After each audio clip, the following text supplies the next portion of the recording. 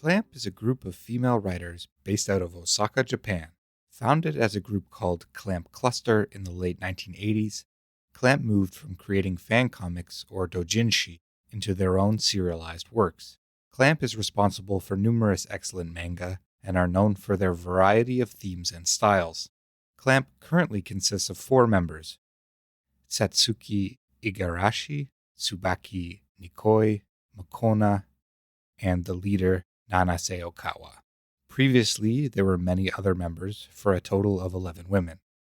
After publishing fan works and 2 books called Clamp Book and Clamp News, the group released their first manga, RG Veda or Rig Veda, in 1989.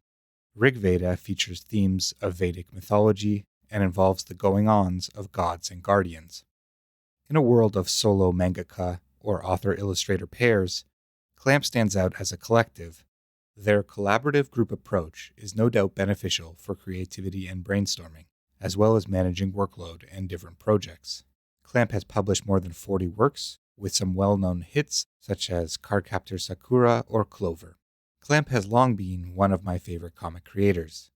I was first introduced to them through Cardcaptor Sakura. The lighthearted, magical fantasy felt similar to Sailor Moon, and I especially enjoyed the design of the cloud cards. I am always a fan of symbols and archetypes. Next, I discovered Tsubasa Reservoir Chronicle, which remains one of my favorite manga of all time. Clamp recycles characters from Cardcaptor and other series like Chobits and Holic. Tsubasa Reservoir Chronicle is an adventure across a multiverse, years before the rise of shows like Rick and Morty or Across the Spider-Verse. The existence of characters who can travel between dimensions, and even between series, makes for a complicated but engaging canon of works. Here's the description from the first volume of Tsubasa Reservoir Chronicle. Sakura and Sairan return, but they're not the people you know. Sakura is the princess of Clow, and the possessor of a mysterious, misunderstood power that promises to change the world. Sairan is her childhood friend and leader of the archaeological dig that took his father's life.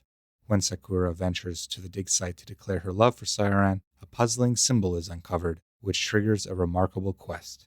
Now Sairan embarks on a desperate journey through other worlds, all in the name of saving Sakura.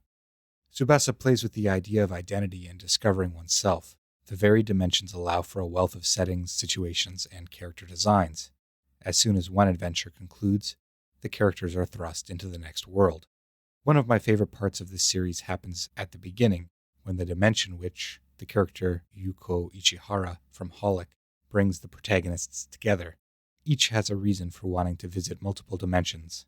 One is searching for magic feathers hidden throughout the dimensions, one is looking for home, and one is running away.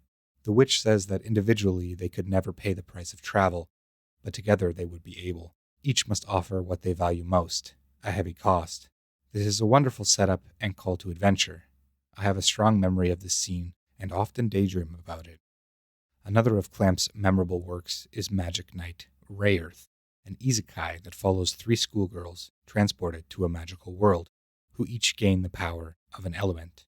Magic Knight Rayearth predates the recent rise of isekai by decades, and while it isn't the only early example, it can proudly stand alongside series like Digimon or Inuyasha.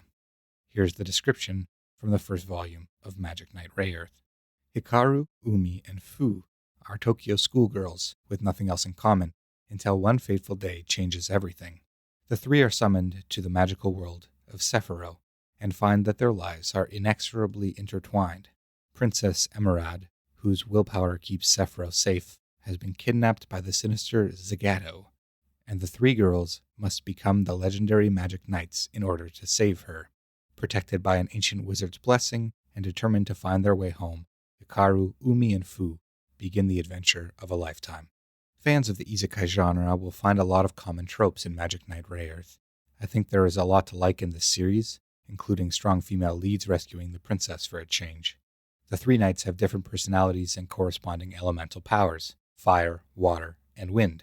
The characters' names and associated kanji are a hint about their Magic Knight elements. Both of these are fun series and help show Clamp's charm and creativity. I truly think this is an exceptional group of authors, and I recommend checking them out. Thanks for listening, and happy reading.